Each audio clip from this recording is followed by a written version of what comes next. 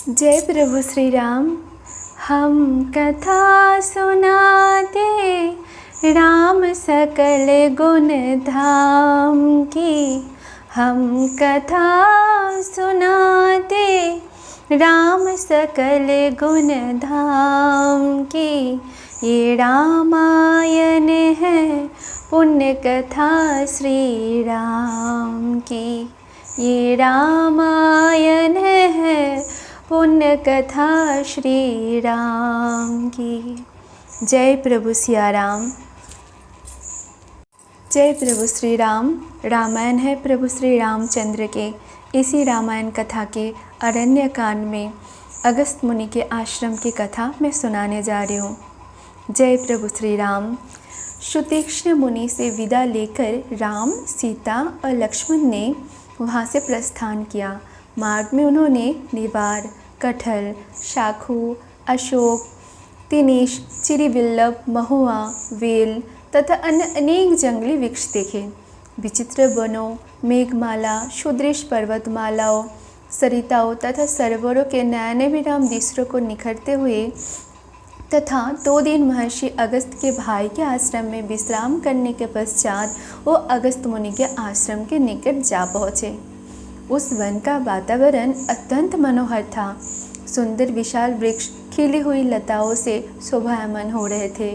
हाथियों द्वारा तोड़े जाकर अनेक वृक्ष पृथ्वी पर पड़े थे। बानर वृंद वृक्ष की ऊंची ऊंची शाखाओं पर खेल रहे थे। पक्षियों का मधुर कलरव सुनाई दे रहा था। हिंसक पशु भी हिरण आदि के साथ वैरभाव को छोड़कर कलहल कर रहे थे। उन्हें देखकर राम लक्ष्मण से बोले, हे लक्ष्मण, महर्षि अगस्त के आश्रम के अद्भुत प्रभाव से जन्मजात शत्रु भी एक दूसरे की हत्या करना भूलकर परस्पर स्नेह का वार्ताव कर रहे हैं। ये महर्षि के तपोबल का ही प्रभाव है। यहाँ आकर राक्षस भी उपद्रव करना भूल जाते हैं। मैंने सुना है कि महर्षि अगस्त से प्रभावित होकर अनेक राक्षसों ने अपनी तामसी वृत्ति को त्याग दिया है और महर्षि के अन्य भक्त बन गए हैं। इस युग के ऋषि मुनियों में महामुनि अगस्त का स्थान सर्वोपरि है। उनकी कृपा से यहाँ के देवता, राक्षस, यक्ष, गंधर्व, नाग, किन्नर आदि सब मानवीय धर्मों का पालन करते हुए अत्यंत प्रेम पूर्वक अपना जीवन यापन करते हैं। इस शांतिप्रद वन में चोर, डाकू, लंपट, दुराचारी व्यक्ति आने का साहस नहीं करते। ऐसे महात्मा महर्षि के दर्शन का सौभाग्य आज हमें प्राप्त होगा। तुम आश्रम में जाकर मेरे आने की सूचना दो। राम की आज्ञा पाकर लक्ष्मण आश्रम के भीतर गए और महर्षि के एक शिष्य से बोले, हे सौम्य, कृपा करके तो महर्षि अगस्त को सादर सूचित करो कि अयोध्या के तेजस्वी सम्राट दशरथ के ज्येष्ठ पुत्र श्री रामचंद्र जी अपनी पत्नी जनकनंदिनी सीता के साथ उनके दर्शन के लिए पधारे हैं। वे आश्रम में प्रवेश की अनुमति की प्रतीक्षा कर रहे हैं। शिष्य से लक्ष्मण का संदेश सुनकर अगस्त मुनि बोले, तुमने ये अत्यंत आनंददायी समाचार सुनाया है। राम की प्रतीक्षा करते हुए मेरे नेत्र थक गए थे। जल्दी से जाकर राम को सीता और लक्ष्मण के साथ मेरे पास ले आओ। शिष्य राम, सीता और लक्ष्मण को लेकर मुनि के पास पहुंचा, जो पहले से ही उनके स्वागत के लिए कुटिया से बाहर आ चुके थे।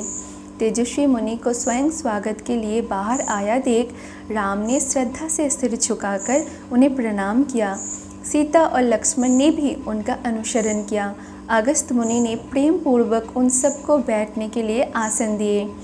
कुशल क्षेम पूछने तथा फल फूलों से उनका सत्कार करने के पश्चात वे बोले, हे राम, मैंने 10 वर्ष पूर्व तुम्हारे दंडक वन में प्रवेश करने का समाचार सुना था। उसी समय में तुम्हारी प्रतीक्षा कर रहा हूँ।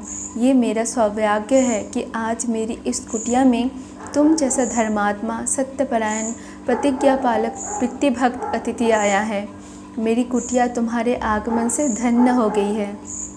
इसके पश्चात महर्षि ने राम को कुछ दैवीय अस्त्र शस्त्र देते हुए कहा, हे राघव, देवासुर संग्राम के समय से ये कुछ दिव्य अस्त्र मेरे पास रखे थे। आज इन्हें मैं तुम्हें देता हूँ। इनका जितना उचित उपयोग तुम कर सकते हो, अन्य कोई धर्मपरायण योद्धा नहीं कर सकता।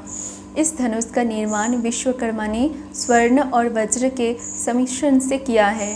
ये बाण स्वयं ब्रह्मा जी ने दिए थे। सूर्य के समान ये बाण कभी व्यर्थ नहीं जाता। इंद्र के द्वारा प्रदत्त ये तशकश तुम्हें देता हूँ।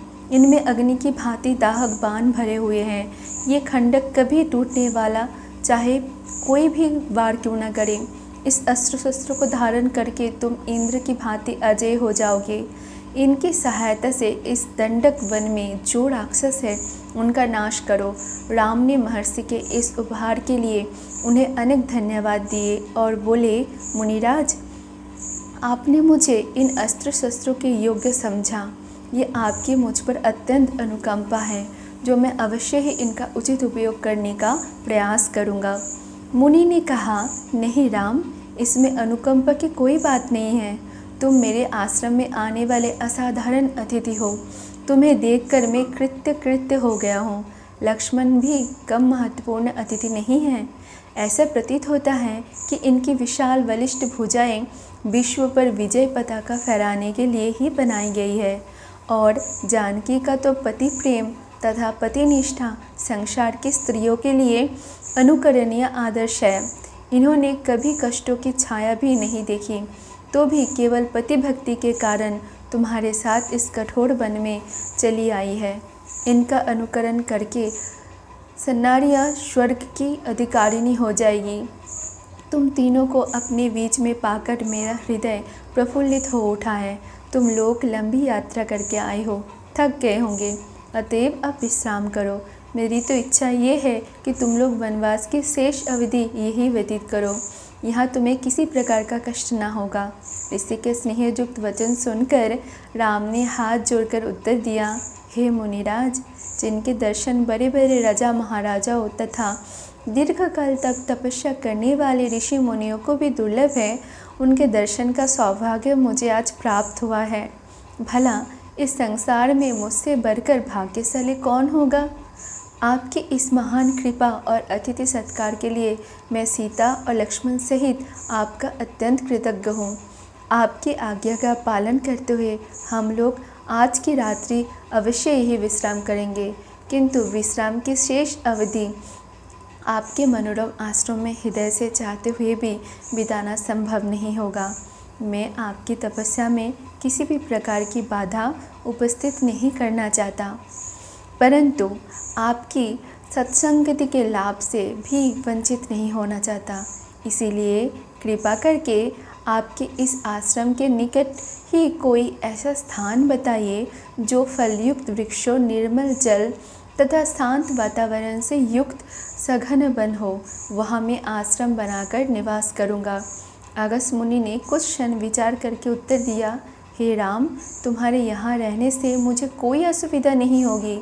यदि फिर भी तुम किसी एकांत स्थान में अपना आश्रम बनाना चाहते हो तो यहाँ से 8 कोस दूर पंचवटी नामक महावन है। वो स्थान वैसा ही है जैसा तुम चाहते हो। वहाँ पर गोदावरी नदी बहती है।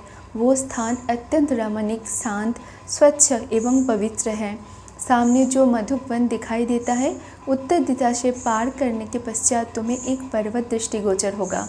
उसके निकट ही पंचवटी है। वो स्थान इतना आकर्षक है कि उसे खोजने में तुम्हें कोई कठिनाई नहीं होगी। मुनि का आदेश पाकर संध्या वंदन आदि करके राम ने सीता और लक्ष्मण के साथ रात्रि अगस्त्य मुनि के आश्रम में विश्राम किया। प्रातःकालीन कृत्यों से निवृत्त होकर महामुनि से विदा हो राम ने अपने पति तथा अनुज के साथ पंचवटी वन की ओर प्रस्थान किया। जय प्रभु श्री राम। अगस्त्य मुनि के आश्रम की कथा यहीं पे समाप्त हुआ। इससे आगे की कथा मैं आगे पाठ करके सुनाऊंगी। अगर इस कथा पाठ करने में मुझसे कोई भूल होगी तो मैं क्षमा प्रार्थना करती हूँ। जय प्रभु सिया राम। हरे कृष्णा, राधे राधे।